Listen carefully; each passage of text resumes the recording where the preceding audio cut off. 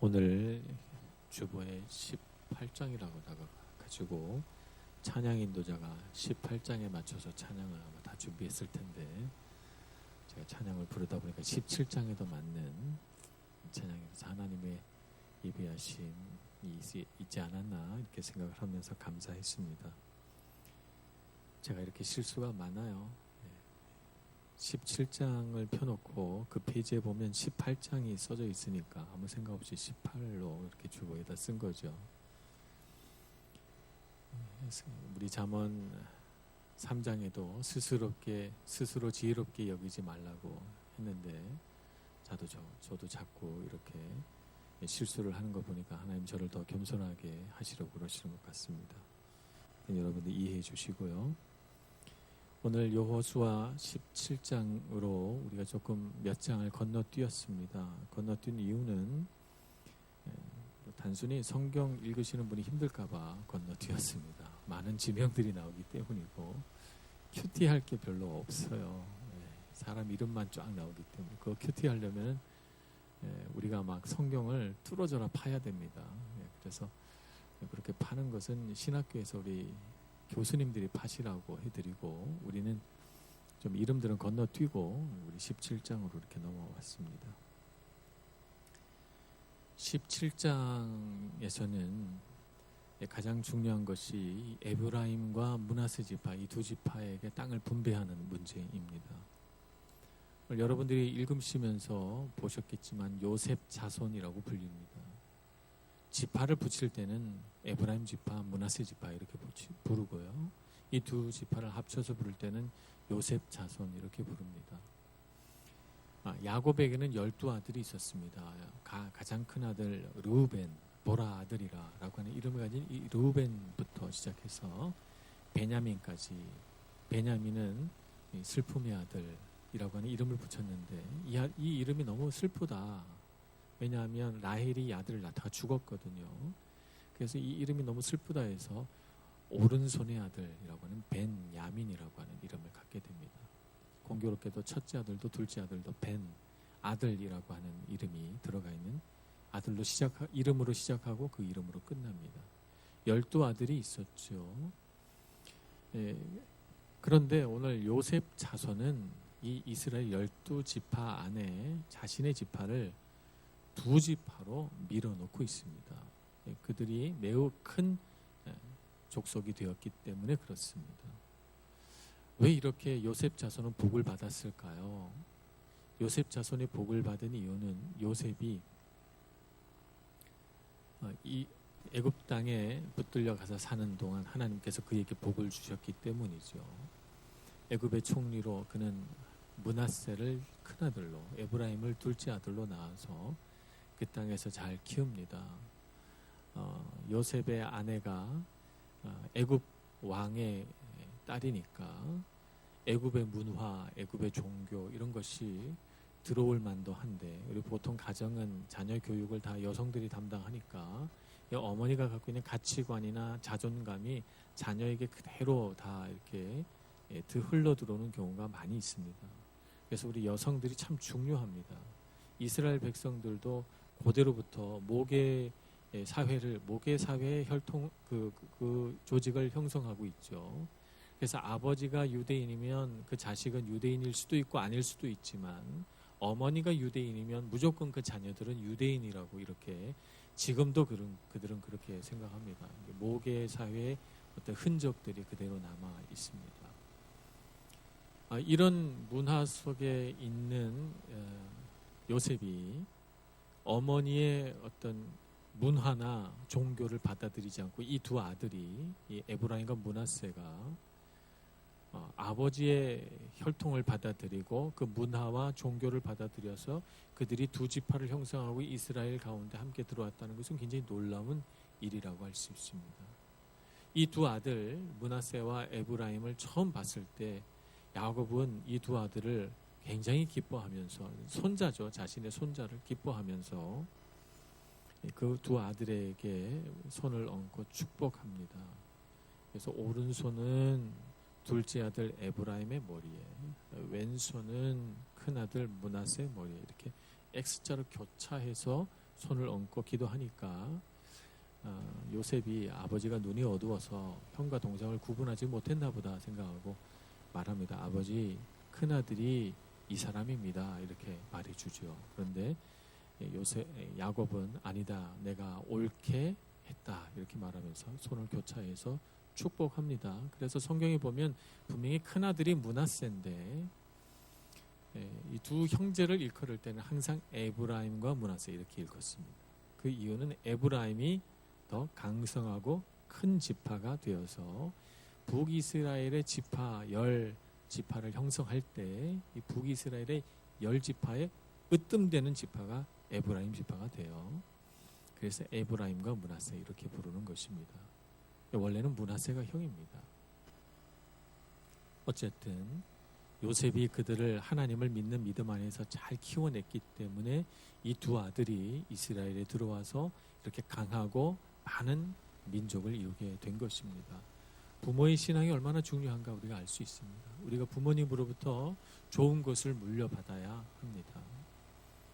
좋은 것을 물려받지 못하면 그럼 난 인생은 다 끝난 거냐? 그러진 않죠. 우리가 좋은 것을 물려받았다는 것은 굉장히 가치롭고 좋은 것이다 하는 말입니다. 그것을 물려받지 못했어도 우리는 하나님으로부터 많은 것을 물려받아서 또 흘려보내 줄 수 있습니다.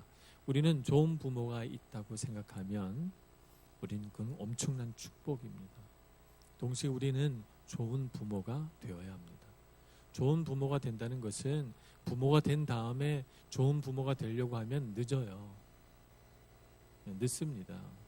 우리가 훌륭한 엔지니어가 되려고 하면 엔지니어가 된 다음에 훌륭한 엔지니어가 되려고 하면 그때는 이미 늦어요.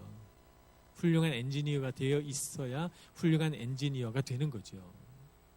그죠? 우리가 훌륭한 디자이너가 되려고 하면 훌륭한 디자이너로 내가 자리에 앉으면 그때부터 노력해서 훌륭한 디자이너가 되는 것이 아니죠. 훌륭한 디자이너가 되기 위해서 노력을 많이 해서 그 준비된 자가 훌륭한 디자이너가 되는 것입니다. 성악도 마찬가지고요. 그렇기 때문에 우리의 부모됨, 우리가 훌륭한 부모가 되어서 우리 자녀들에게 훌륭한 것을 주고 싶다고 한다면 부모가 돼서 고민을 하려고 하면 그때는 이미 늦었습니다. 그때는 이미 내가 갖고 있는 것을 사용해야 되는 때지 그때 준비해 갖고는 부모가 될 수가 없고 그때가 되면 부모란 뭔가 고민하다가 우리 자녀에게 부모 노릇 제대로 못하는 부모가 될 가능성이 높습니다. 그래서 저는 요즘과 같이 자녀들 조금 늦게 낳는 것도 그런 면에서 보면 참 괜찮다 생각하는 쪽입니다. 너무 늦게 낳지는 마시고 결혼도 안 하신 분들에게 자식 낳는 것까지 얘기해서 죄송합니다만 그러나 하여튼 우리가 결혼도 하기 전에 부모가 되기 전에 나는 어떤 부모가 될 것인가 라고 하는 것을 생각하고 준비하는 것은 필요합니다.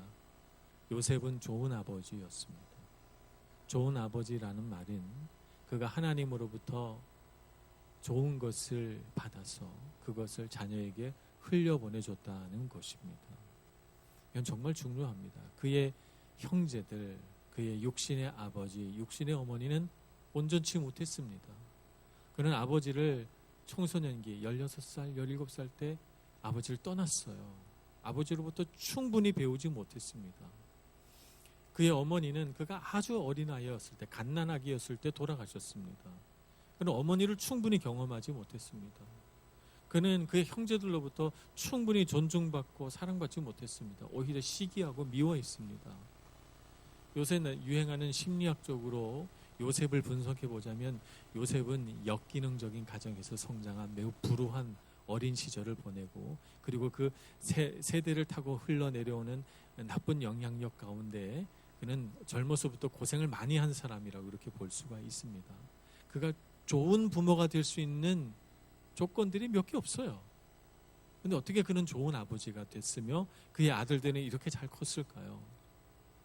요셉이 하나님을 의지하고 하나님 안에서 그 안에 형성된 그 무수한 역기능적인 이 세상의 상처와 아픔들을 치유받고 회복했기 때문이죠. 좋은 부모란 이렇게 하나님 앞에서 훈련받고 성장하는 사람이 좋은 부모입니다. 우리가 많은 어른들을 봅니다. 여러분은 어떤 어른들을 좋아하세요? 대화가 잘 되는 어른이 제일 좋은 어른입니다. 예. 얘기 잘 들어주는 어른, 얘기했을 때 고개를 끄덕여주는 어른, 그래 잘하고 있어 등 두드려주는 어른이 좋은 어른이지, 나는 한마디 얘기했는데 이만큼 얘기하고 나는 그래도 뭔가 내 나름대로 잘했다고 이렇게 생각해서 얘기하면 충고와 훈계를 계속해서 늘어놓는 이런 어른을 만나면 여러분 마음 불편하시죠? 네. 이렇게 생각할 거예요. 어떻게 하면 이 자리를 빨리 빠져나갈 수 있을까? 이걸 생각할 겁니다, 여러분. 뭐 듣기 싫은 소리 계속하면 머릿속으로는 어제 봤던 코미디 뭐 프로그램 그 생각하면서 딴 생각하고 우리 자신을 힘들게 하지 않으려고 할 수도 있습니다. 여러분은 좋은 어른이 되시기를 바랍니다. 좋은 부모가 되시길 축복합니다. 마음이 열려있고 대화가 잘 되는 사람, 잘 들어주고 하나님께 열려있는 사람, 그래서 하나님께서 말씀하시면 내가 정말 이렇게 해야 되겠다 결심했던 것도 하나님 앞에서는 꺾을 수 있고 바꿀 수 있는 이런 사람. 그래서 우리 인생에서 하나님을 가장 소중하게 생각하고 하나님께서 인도하시는 대로 순종하며 따라가려고 하는 이런 사람이 되면 정말 우리가 훌륭한 한 사람의 성숙한 인간으로서뿐만 아니라 훌륭한 부모가 될 수 있습니다. 그런 인생을 경험하고 그런 경험을 통해서 하나님을 믿는 신앙이 정말 중요하구나 깨달은 사람이 자식을 어떻게 가르치겠어요? 공부하는 거 중요하지만 그보다 더 중요한 건 하나님 잘 믿는 거야, 이렇게 가르치겠죠. 하나님을 잘 안 믿고 청년 시절을 보내 어른이 되고 부모가 됐다면 자식들에게 뭐라고 가르칠까요? 교회 다녀봐야 무슨 소용이 있냐? 교회에서 밥을 주냐 떡을 주냐? 교회는 주일날 예배 딱 드리고 와서 공부해, 이렇게 얘기하죠. 공부해. 공부해야 너 아주 잘 되는 거야, 이렇게 얘기하죠.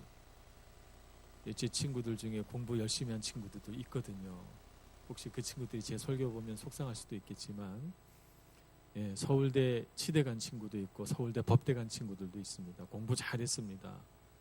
저는 학교 다닐 때 나는 왜 공부를 잘 못할까 이렇게 생각하면서 고통받았던 기억도 납니다. 정말 대한민국의 1%, 2% 안에 들어가는 그런 친구들, 대학에 정말 다 들어가서 그 친구들의 인생은 정말 나하고 전혀 다를 거라고 생각했습니다. 근데 이렇게 나이가 들어서 50이 되고 보니까 똑같습니다. 다를 게 별로 없어요. 다른 게 한 가지 있다면 저는 예수 잘 믿어서 행복하고, 그 친구들은 예수 잘 믿지 못하니까 마음속에 근심과 걱정이 켜켜이 쌓여 있습니다. 자식 걱정해야죠, 노후 걱정해야죠, 이거 걱정해야죠, 저거 걱정해야죠. 그런데도 마음이 편할 날이 없어요. 근데 저는 하나님께 다 맡겼잖아요. 그러니까 마음이 편안합니다. 그 친구들이 너는 좋겠다, 젊은 시절부터 하나님 잘 믿어서, 이런 얘기합니다. 여러분, 하나님 잘 믿는 것이 우리 인생을 잘 사는 비결입니다. 젊은 청년의 시절에 여러분들이 이런 하나님을 깊이 경험하는 경험이 있기를 소원합니다. 요셉의 삶에서는 그것이 있었기 때문에 두 아들에게 세상 문화 따라가지 말고 애굽의 종교 넘겨다 보지 말고 하나님만 잘 믿어야 된다. 너희들이 이 애굽의 왕궁에서 배워야 할 것은 아무것도 없다. 너는 정말 하나님을 경외하며 하나님의 말씀 안에 거하라. 가르쳐서 에브라임과 므낫세가 훌륭한 사람 된 겁니다. 위대한 지도자가 된 것이고 큰 무리를 이끄는 이런 사람들이 된 것이죠.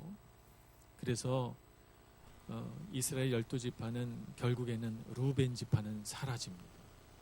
그리고 에브라임 지파와 므낫세 지파, 지금은 요셉 자손이라고 표현되는 까닭은 루벤 지파가 아직 있기 때문에 그렇습니다. 그러나 곧 루벤 지파는 사라지고 에브라임 지파와 므낫세 지파가 북이스라엘을 다스리게 됩니다. 에브라임 지파는 중앙 가나안 땅 중앙 산지를 차지합니다. 오늘 그 얘기가 나오죠. 우리 자손이 많으니까 우리에게 2배를 달라 이렇게 말합니다. 그래서 보통 같으면 너네 자손이 많구나, 그러면 너네 자손이 힘이 강하니까 여기 이렇게 살아라 이렇게 해줄 것 같은데 땅을 더 주지 않습니다. 여호수아가 참 지혜로운 지도자죠. 더 주지 않고 땅은 다 분배가 됐으니 더 줄 땅은 없다. 대신에 너희들은 족속이 많고 자손들이 많으니까 아직 정복하지 않은 저 골짜기 땅 여기를 개척해서 가져라 이렇게 말합니다. 그 땅은 골짜기 땅이기 때문에 농사를 지을 수가 없어요. 양을 기를 수도 없어요. 그래서 어떻게 했습니까? 그 땅을 개간하고 개척한 이 에브라임 지파는 그 경사진 골짜기를 계단식으로 밭을 만들어서 개간을 했어요. 골짜기니까 물이 어떻게 흘러갑니까? 물이 쑥 훑고 지나갑니다. 물이 고여 있질 않아요. 척박한 땅입니다. 그래서 그들은 어떻게 했습니까? 이 계단 중간중간에 큰 우물을 파서 거기에 거대한 저수지를 만들어서 물을 보관하기 시작합니다. 그들은 또 바위, 석회암이니까 바위가 잘 파져요. 바위를 파서 거기에 곡식들을 저장하는 곡식 창고를 만듭니다. 이렇게 해서 그들은 그 땅을 개척하지요. 중앙산지는 에브라임 지파가 살기 전까지는 버려진 땅이었고 매우 사나운 사람들만 그 땅에 살면서 약탈을 주업으로 하는 그런 사람들이 그 땅에서 살았습니다. 그러나 이제는 그 땅에 하나님을 경외하는 사람들이 선하고 아름답게 농사를 지으면서 양을 치면서 사는 평화로운 곳이 됐습니다. 에브라임 지파였기 때문에 가능했던 것입니다. 그 땅에 있는 백성들은 철병거를 가지고 있었습니다. 지금은 철을 사용하는 일은 우리 일상이죠. 뭐 철보다 더 강한 것도 우리는 사용합니다. 알루미늄이라든지 뭐 텅스텐 여러 가지 각종 다양한 철들을 사용해서 우리는 이 세상을 살아가지만 고대에는 이 지금 이 가나안 정복 시기는 청동기 시대니까 청동을 쓰던 때입니다. 칼날을 잘 벼려서 이 강철로 만든 칼로 청동기 무기를 치면 청동기 무기는 그냥 잘려 나갔어요. 구리는 매우 약한 성질을 가진 그런 철이기 때문이죠. 금속이기 때문이죠. 그러니까 청동기 문화를 가지고는 철기 문화를 이길 수가 없습니다. 그런데 이 철기 문화를 다루는 백성들이 어디 살고 있어요? 그 땅에 살고 있는 것이죠. 그래서 그들은 병거를 만들 때 철제를 입혀서 병거를 만드는 것입니다. 바퀴에다가 철심을 받고 거기다 날카로운 철 송곳을 박아가지고 그 바퀴가 지나가면서 내는 굉음을 들으면 무시무시하겠죠. 이런 사람들이 철로 된 칼을 들고 철로 된 병거를 끌고 전쟁에 나온다면 정말 용사라 할지라도 두려운 마음이 들었을 것입니다. 그러나 에브라임의 말을 듣고 여호수아의 말을 듣고 여호수아가 이렇게 말하죠. 그 산지도 내 것이 되리니 비록 삼림이라도 내가 개척하라. 그 끝까지 내 것이 되리라. 가나안 족속이 비록 철병거를 가졌고 강할지라도 내가 능히 그를 쫓아내리라. 여호수아는 가나안 땅을 정탐하고 아낙 자손이 있는 것을 보고 이스라엘 백성들이 두려웠던 때에 그는 하나님이 주시면 그 땅을 차지할 수 있다라고 말했던 것처럼 동일한 관점과 시각으로 그 땅을 바라봅니다. 하나님이 주신다면 얼마든지 차지할 수 있고 그 땅이 아무리 좁고 건조한 땅일지라도 하나님께서 함께 하시면 너희들은 그 땅에서 살 수 있다 이렇게 말합니다. 이 믿음으로 에브라임 지파와 므낫세 지파가 도전해서 그 땅을 개간하고 마침내 그 중앙산지가 에브라임의 것이 됩니다. 그리고 그곳에 도읍을 정하는데 그 도읍 이름이 사마리아입니다. 나중에 사마리아는 그 뜻이 변질됐지만 북이스라엘의 수도였던 것입니다.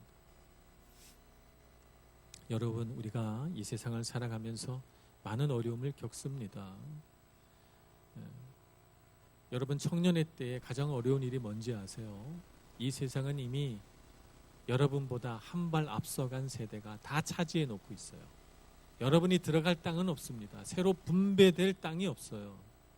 그래서 여러분이 직장을 얻으려고 하고 삶의 터전을 얻으려고 할 때 다 임자가 있습니다. 다 주인이 있습니다. 청년의 때 가장 어려운 게 무엇입니까? 개척하는 게 어려워요. 여러분 다 개척해야 되잖아요. 여러분 누구가 여러분께 와서 여기 땅이 있으니 이 땅을 가지시오 이렇게 하는 사람이 어디 있습니까? 이미 다 치열한 경쟁 속에서 이 세상에 자기 나름대로의 땅들을 다 차지해 놓고 있는 것이죠. 그래서 여러분 청년의 때 여러분들이 해야 할 일 그리고 배워야 할 것은 도전하는 일입니다. 개척하는 일입니다. 그것을 두려워하면 안 됩니다. 혹시 누가 나에게 좀 뭘 좀 주면 좋겠다. 누가 나한테 내 인생에 무언가를 선물해 주면 좋겠다. 이런 마음을 가지고 살면 반드시 간사하고 악한 사람들이 오게 됩니다. 그런 것을 여러분에게 미끼로 던져주고 여러분의 영혼과 여러분의 건강과 여러분의 물질을 가져가려고 하겠죠. 여러분 속지 마세요. 이 세상에는 누가 와서 공짜로 주는 것이 없습니다. 그렇기 때문에 여러분 마음을 강하고 담대하게 먹어야 합니다. 개척자가 되셔야 합니다. 개척자가 될 때 우리는 어떤 마음을 가져야 합니까? 여호수아가 말한 것처럼 하나님께서 주시면 할 수 있다.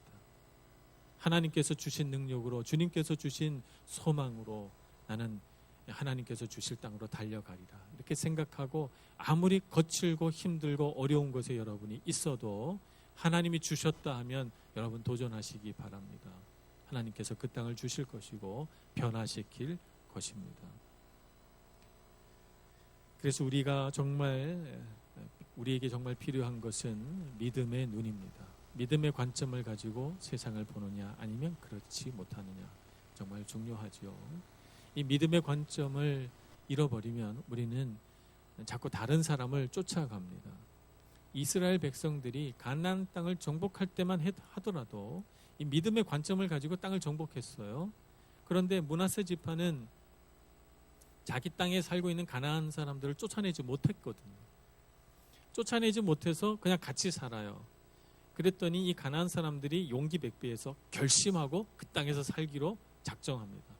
그래서 가려면 갈 수 있는데 결심하고 안 가는 거죠. 그리고 같이 삽니다. 같이 살아서 어떻게 됩니까? 사사기 2장에 보면 그 땅에 있는 사람들이 이스라엘 백성들의 영향을 받은 것이 아니고 이스라엘 백성들이 그 땅에 사는 가나안 사람들의 영향을 받아서 그들이 섬기는 우상을 섬기게 되고 그들의 문화를 받아들이고 그래서 결국에는 하나님 앞에서 죄를 짓게 됩니다. 그것이 사사기에서 계속 반복되는 자기들이 옳은 소견대, 자기 소견대로 행하였더라. 이렇게 되는 것입니다. 그래서 서서히 이스라엘 백성들은 가나안 땅을 처음 정복했을 때 그 믿음의 관점을 잃어버리고 세상의 관점, 인간적인 관점을 갖게 된 것이죠. 우리는 그렇게 되지 말아야 합니다. 세상이 우리에게 영향을 받아야지 우리가 세상에 영향을 받으면 되겠습니까? 제가 이번에 스위스의 쥐리히에 가서 목사님을 만나고 또 목회 현장도 제가 방문하고 뭐 세미나도 하고 뭐 이렇게 여러 가지 했습니다. 그리고 목사님한테 여러 가지 얘기를 들었는데 목사님이 독일을 잘 하시는지 그 독일 개혁교회 목사님들하고 얘기할 기회가 많대요. 그래서 여러 가지 한국에 궁금한 것들이 많으니까 물어보시더랍니다. 한국은 기독교인들이 전체 인구의 몇 퍼센트냐? 한 20% 됩니다. 그러면 기독교가 한국 사회에 어떤 영향을 미쳤고 그것이 한국 사회에 어떤 결과로 나타나 있느냐 이렇게 묻더래요. 그래서 목사님이 대답을 못 하시고 그런 걸 생각해 본 일이 잘 없으셨대요. 그래서 그거 내가 다음번에 만날 때 얘기해 줄게 이렇게 하고 돌아오시면서 마음이 여러 가지로 좀 고민에 잠기셨다고 이런 얘기를 들었습니다. 우리가 하나님을 믿는다는 것은 세상에 영향을 주는 것입니다. 스위스에 있는 개혁교회 목사님들이 이렇게 생각합니다. 그리스도인들이 그 땅에 10%만 있으면 그 땅을 변화시킬 수 있다 이렇게 생각한답니다. 그래서 쥐리히가 종교개혁 쯔빙글리를 필두로 해서 종교개혁이 일어나서 그 도시 전체 사람들이 개신교로 다 바뀌게 되는데 그런 가운데에서 이 쥐리히의 사회, 경제, 문화 모든 부분을 다 이 종교개혁자에 들어가서 개혁을 했다는 거예요. 그래서 완전히 새로운 도시로 탈바꿈했다고 합니다. 그래서 이 스위스에 있는 분들은 그런 자신감이 있어요. 우리가 하나님 믿는 사람이 10%만 있으면 그 나라를 바꾸고 그 나라의 제도와 법률과 문화를 바꿀 수 있다라고 생각한다는 거예요. 여러분 우리가 그런 사람이 되어야 합니다. 우리 한국의 기독교를 바꾸고 우리가 살아가는 사람들에게 선한 영향력을 미칠 수 있는 그런 사람이 되어야 합니다. 세상에 영향을 받는 사람이 아니고 말이죠. 우리가 그렇게 되려면 우리 믿음 위에 굳게 서야 합니다. 믿음의 관점을 잃어버리면 안 됩니다. 사람들이 나에게 뭐라고 말하면 그런가 생각하고 내 마음에 품고 있던 믿음의 생각들이 흔들리고 그것이 무너지고 하면 안 되는 것이죠. 우리가 세상에서 말들을 들어도 그것을 믿음의 관점에서 보고 재해석해낼 수 있는 능력을 가져야 합니다. 그건 그것이 아니고 믿음 안에서 이렇게 바라봐야 합니다. 이렇게 가르쳐 주어야 하는 것이죠. 여러분, 선한 영향력을 가지신 여러분들 되시기를 바랍니다.